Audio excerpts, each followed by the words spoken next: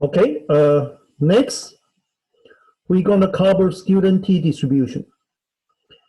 In order to memorize the model assumption for t-distribution, let's compare that to what? That of the central limit theorem. Recall, what's the central limit theorem? Given x1, x2 up to xn is a simple random sample, or sometimes we refer to as sequence of IID random variables, okay? Independent and identically distributed random variables from any population distribution. That's why central limit theorem is so powerful, okay? Central limit theorem is true for what? Any distribution. You just name it. Bernoulli, binomial, Poisson, exponential, gamma, whatever. With common mean, Ex1 equal to mu, and common variance, variance x1 equal to sigma squared. When sample size is large, very important. Central limit theorem only work for large sample. It doesn't work for small sample. And how large you call large? Some books say 25, some books say 30, some books say 40, okay? And what's the bottom line? Bottom line is when sample size gets bigger and bigger, approximation gets what? Better and better, okay?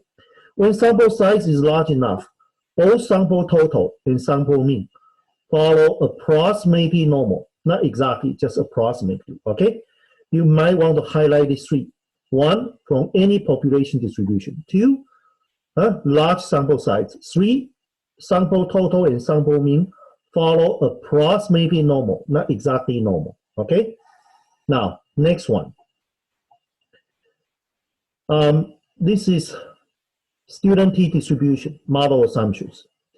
Given x1 up to xn is a simple random sample from normal population. Please highlight this one. Instead of what? Any population distribution. This condition replaced by normal. The population distribution has to be what? Normal. When population distribution is normal distribution, that is x1 follow normal with mean mu and sigma square. Then for any sample size, okay? For any sample size, after this what? Exchange, after this trade-off, okay? This is much stronger assumption. When we assume population distribution is normal, we no longer require what? Large sample size. It's actually true for any sample size. We have sample mean follow exactly normal. Now this is not approximately, this is exactly normal. Highlight these three. Population distribution now become what? Normal population. Second, you want to highlight for any sample size. The third, this is no longer approximately normal. This is exactly normal, okay? And this is what we call normality is closed under linear combination. What is normality is closed under linear combination? Well, let me explain the details here. Given x and y are normal random variable, normal plus normal or normal minus normal is still a normal one, a random variable, still follow normal distribution.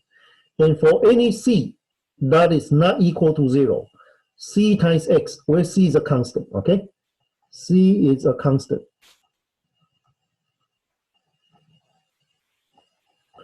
A non-zero constant times what? A normal random variable, still normal. This is what we call normality is closed under linear combination, okay?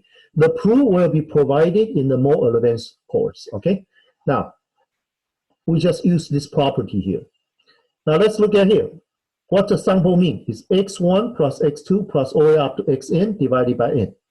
And I rearrange what order as 1 over n x1 plus 1 over n x2 plus all the way up to 1 over n xn.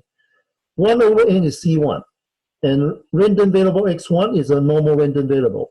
So non-zero constant times what? Normal random variable. So 1 over n x1 is still a normal random variable. For the same reason, 1 over n times x2 is still normal.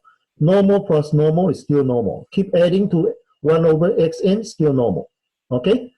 So we know x bar follow normal with mean ex bar equal to mu, variance x bar equal to sigma squared over n. Okay? Now, if we standardize what? X bar. X bar minus by its mean divided by standard deviation.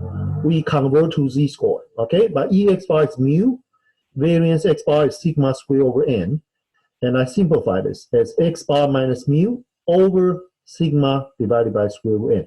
But in the most real-life application, population standard deviation is unknown to us. Sigma is unknown.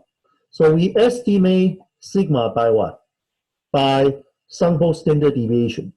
After this replacement, from sigma, you change to S. X bar, the sample mean minus population mean over sample standard deviation divided by square root n, no longer follow a standard normal distribution. It's actually a new distribution we call student t distribution, okay? This random variable, sample mean minus population mean over sample standard deviation divided by square root n. This follow a new one distribution called student t distribution. And this is what? A t random variable. Sample mean minus population mean over sample standard deviation divided by square root n. This is a t random variable. Follow a t distribution. Okay? So let's look at this very quickly. This is what we just covered. X bar minus EX bar divided by what? Standard deviation. Convert to X bar minus mean divided by sigma over square root n. This follow a standard normal distribution. It's exactly, this is a typo, not approximate. This is exactly normal with mean equal to 0, standard deviation to 1, okay? And in the most real-life application, we don't know what's sigma. So we use sample standard deviation.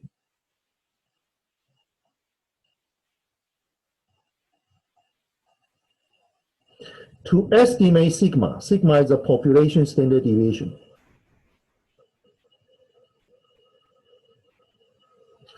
We use sample standard deviation S to estimate population standard deviation. And this create a new random variable, follow a t distribution. X bar minus mu over S divided by square root. This follow a new distribution called a t distribution, okay? So let's briefly summarize we cover on this page, okay? When we don't know population standard deviation, we estimate sigma, the population standard deviation by S, sample standard deviation. The resulting random variable, sample mean minus population mean, over sample standard deviation divided by what? Square root of sample size. This is a t random variable, follow t distribution, okay?